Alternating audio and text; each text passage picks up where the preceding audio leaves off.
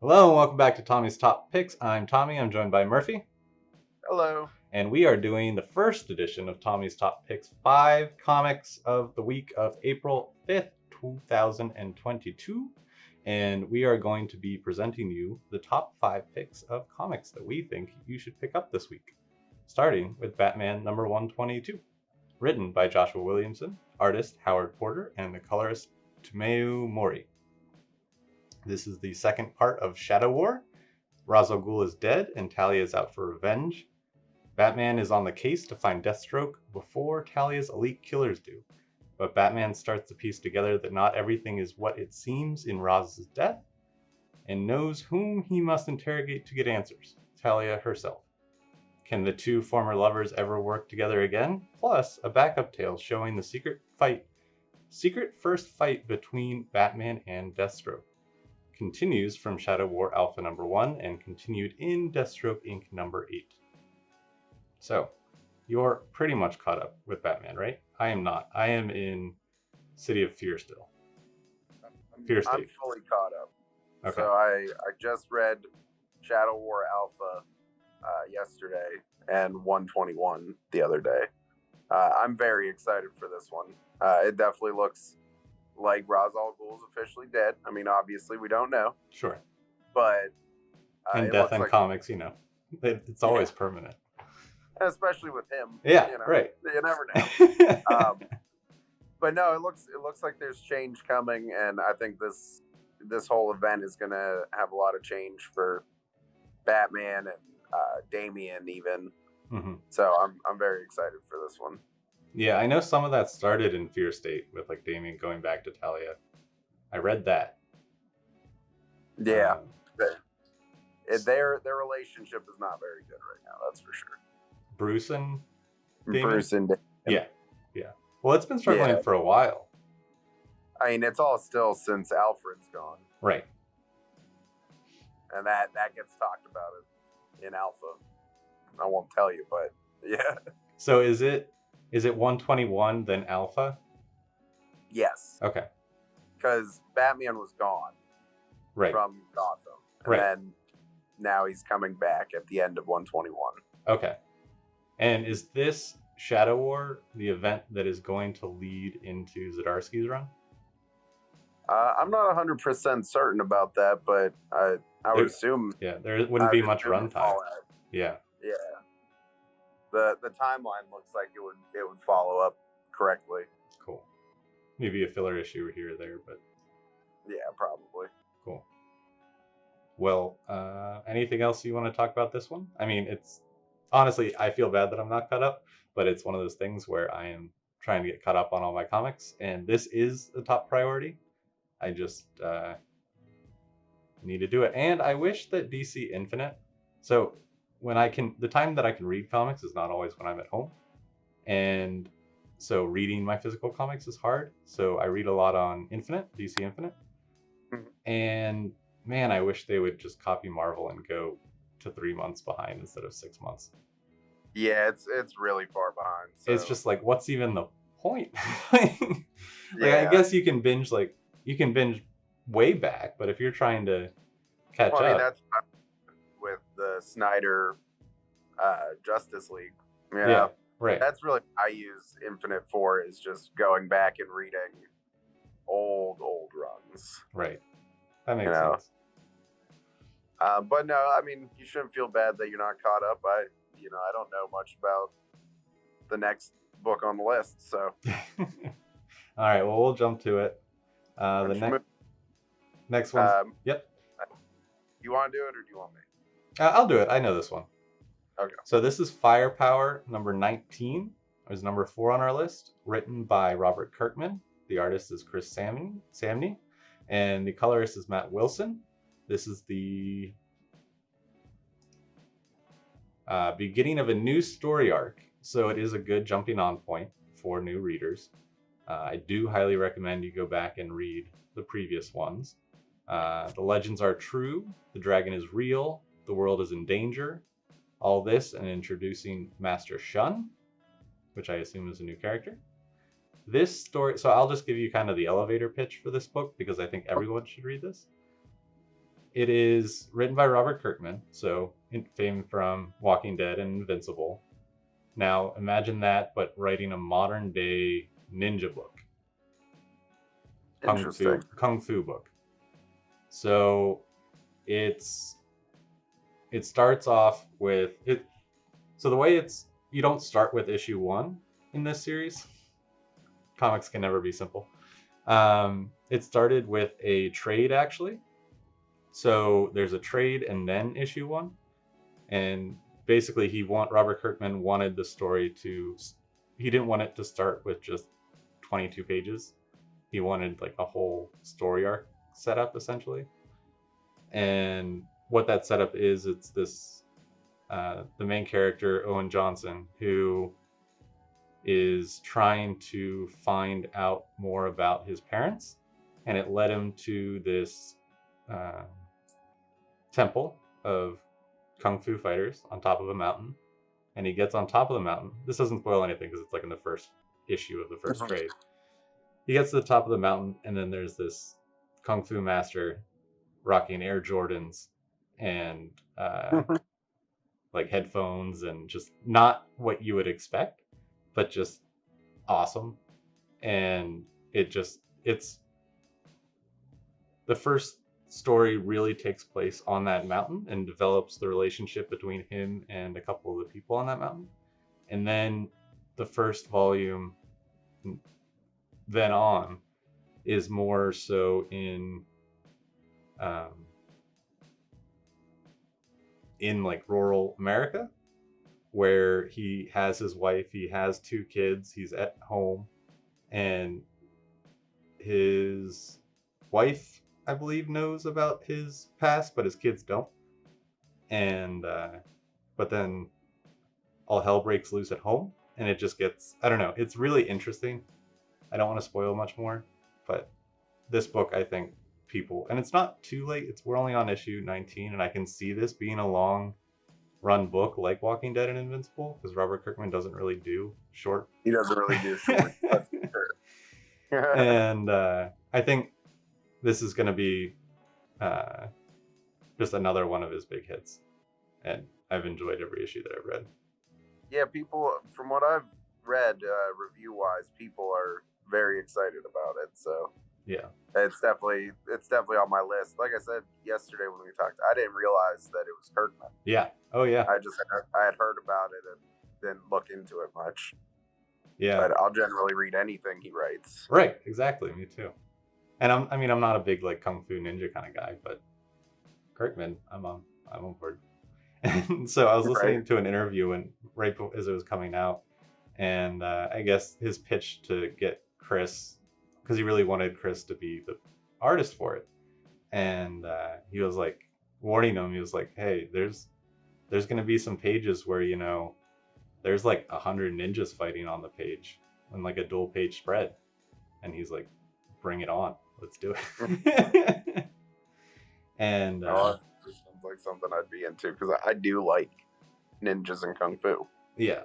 And the other thing that I really like about this is when they started, Chris was so far ahead in the art and getting things done that they've really been able to maintain their goal of getting issues out when they need to get them out.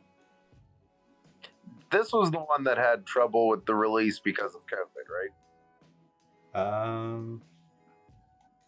I think, yeah, like it was supposed to come out partially for Free Comic Book Day. Yeah. And then that got canceled, so. Yeah, well, it came out August 2020. So it got pushed back to then. But yeah, it's just, just looking at the covers, it's just such a fun story. That's, I don't know, there just isn't really something else like this out there. Yeah. And there are no, there haven't been any like one-shots or tie-ins or anything like that. You can just pick up Firepower and read Firepower. And awesome. That's kind of yeah, that's what I've really been into recently.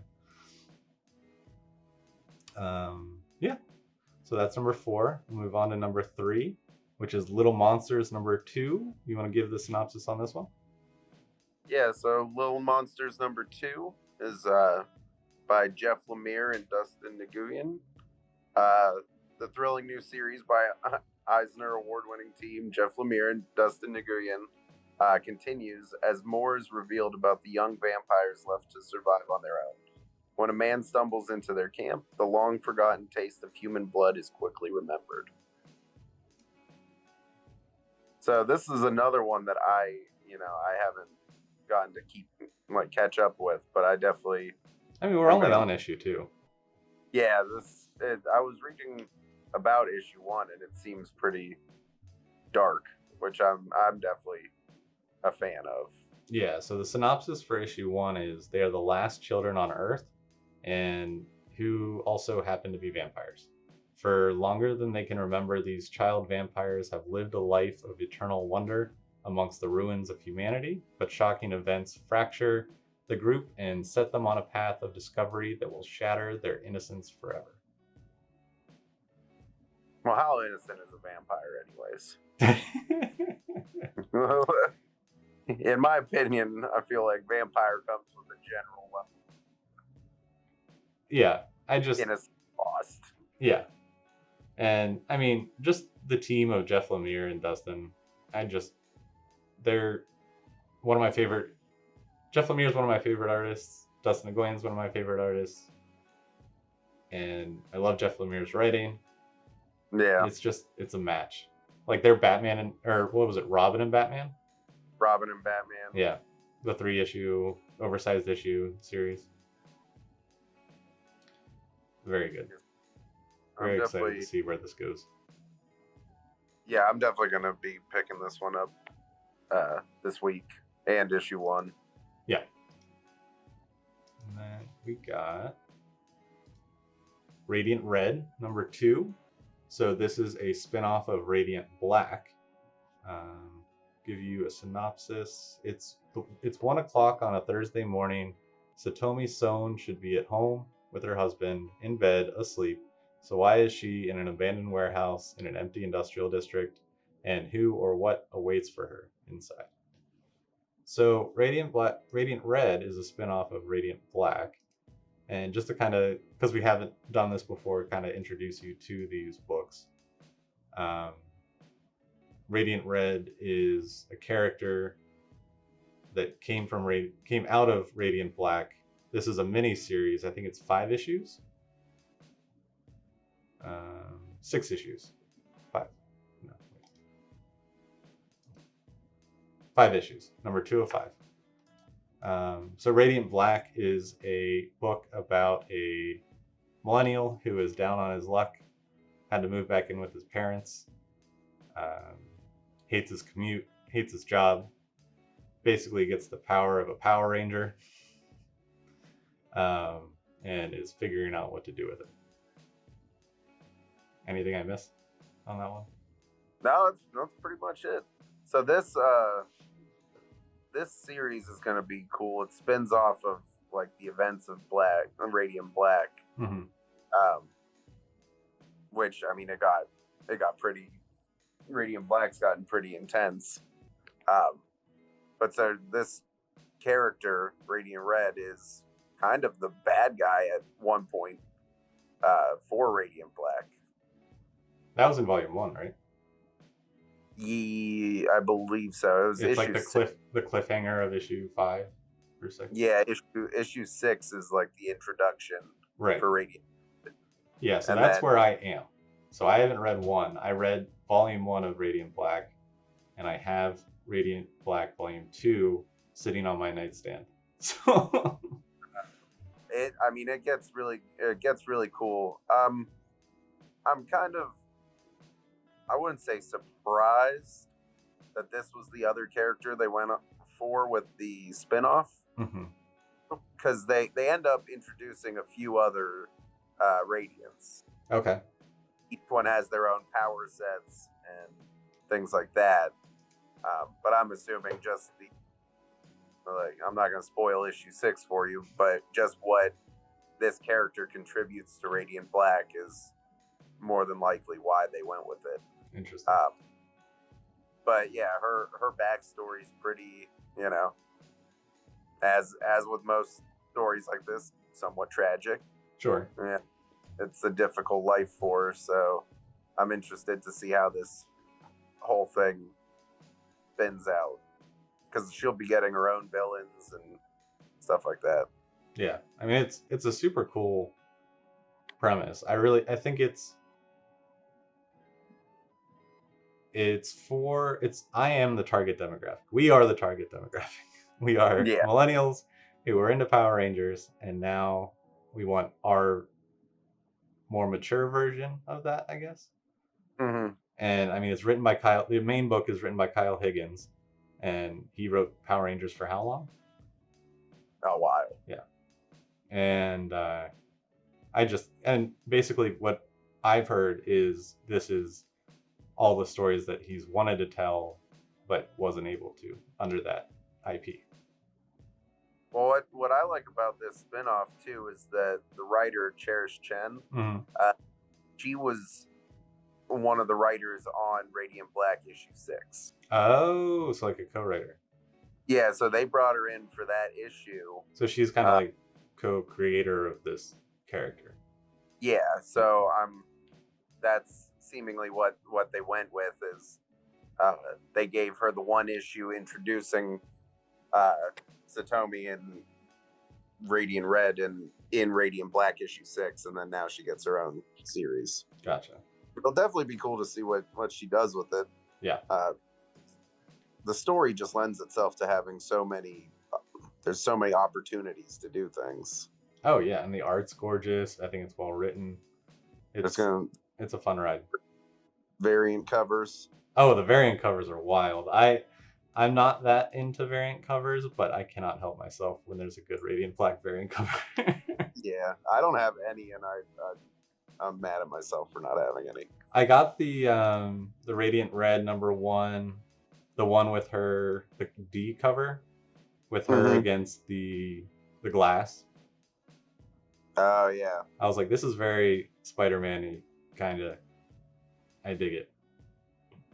But Radiant Red had a lot of variant covers. Yeah, it did. Actually, and more than one of them are very Spider-Man-y. Yeah. I got the one with her against the glass. Yeah. Did you see the Action Comics one? Where's that? It's her carrying Oh yeah.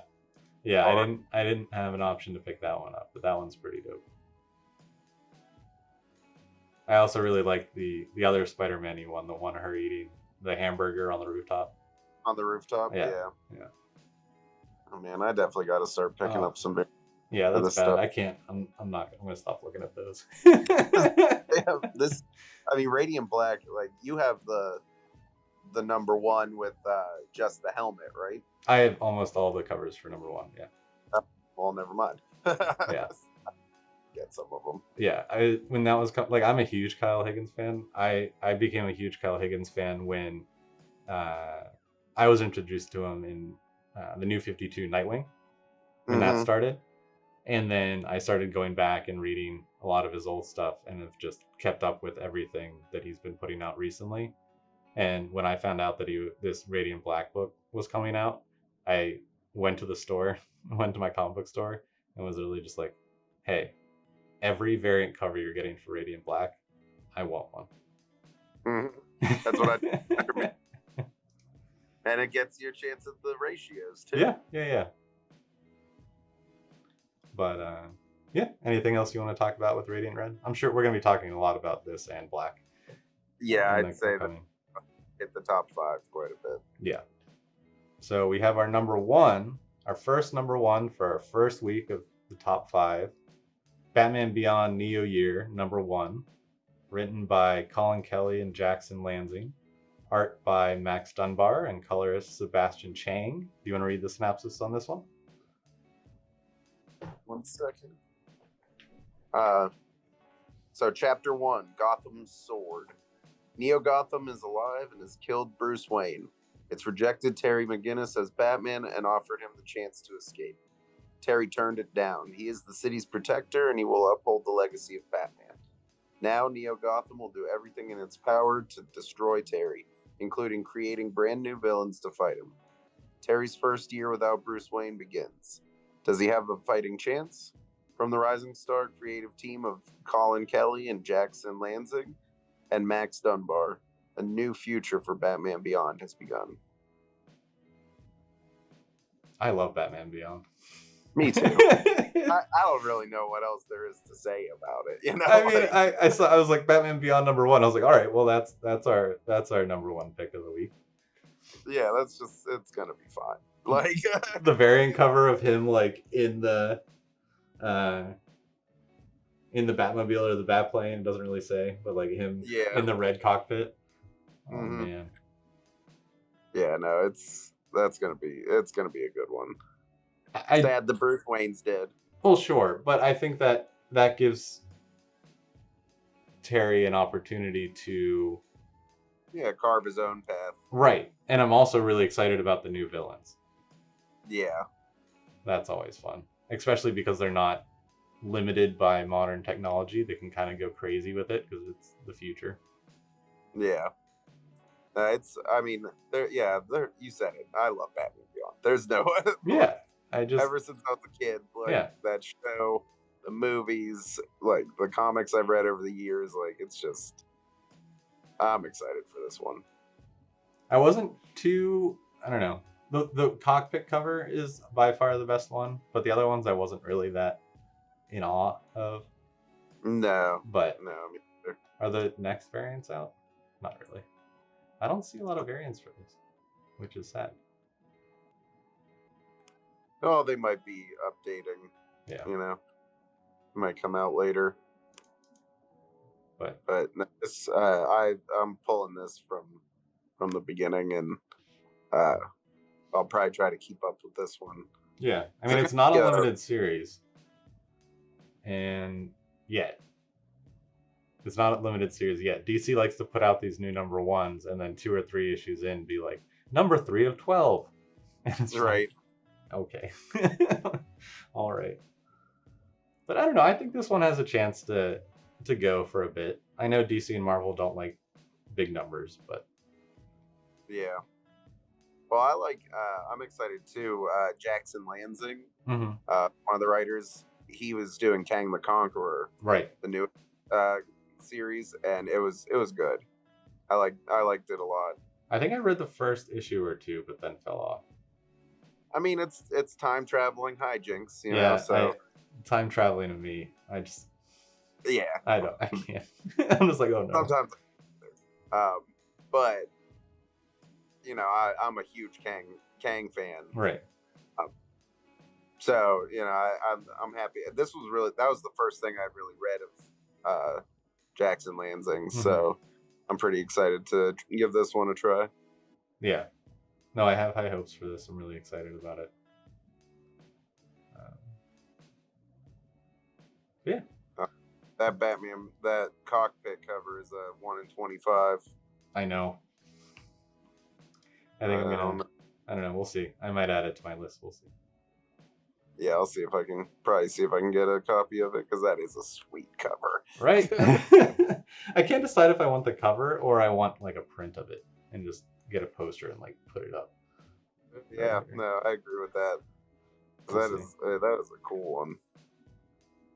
But yeah, I don't know. Yeah. I mean, it's #1. We don't know much about it. I'm sure we'll cover it in the weeks to come, and or months to come.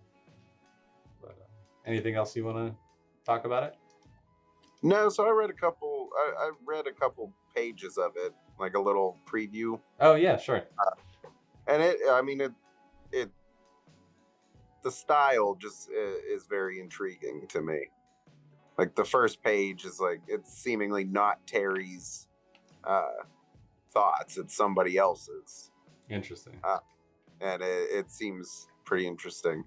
And then the rest kind of reminds me of Miles Morales. It's like how he keeps the journal. Oh yeah. So a lot of the narration in the other pages I read were Terry actually writing on like paper, since You know, he can't, like, there's no privacy anymore Right. in the future. And like writing what he's doing to keep up Batman's legacy. So it's definitely pretty interesting. Well, the And characters listed are Barbara Gordon, Terry McGinnis, Bruce Wayne, and Dick Grayson. So yeah, I mean, we're gonna have Barbara Gordon and Dick Grayson in this, so that's hype. Abs and Dick anytime, dude. Yeah, anytime, anytime, anywhere, anyway. But no, so I'm just generally excited for this one. Yeah, I think it's gonna be a cool new. Do you think we'll find out how Bruce Wayne died? Yeah, I'd assume they'll tackle that pretty quickly. And seemingly, like, the first major villain is going to be the guy who takes over Wayne Enterprises. Right. And then is Barbara Gordon Commissioner Gordon? I'd assume so. The pages I read didn't have anything, but is Dick Grayson still a vigilante? That I don't know either. We'll see. Or is he retired? How old would he be? He'd have to be old, like not jumping off rooftops old. Well, I guess, or would he just be what Batman's age was? Something like that. Well, I like the direction they went when what was that? What's the Tom King Batman Catwoman? Oh yeah. When they show old Dick Grayson and he's a cop. Yeah. I do like that. I like that route. I prefer Commissioner Gordon, but yeah, Officer Grayson. Yeah, some detective or something like that. That'd be cool. So he keeps it going. That'd be cool. Or hopefully he's just an old crime fighter. Just a boss. Cool. Well, yeah, I think that wraps it up for us this week. Stay tuned next week, and we will be covering next week's top 5, so you will know what comics to pick up that Wednesday. So until next time, have a good one. Bye.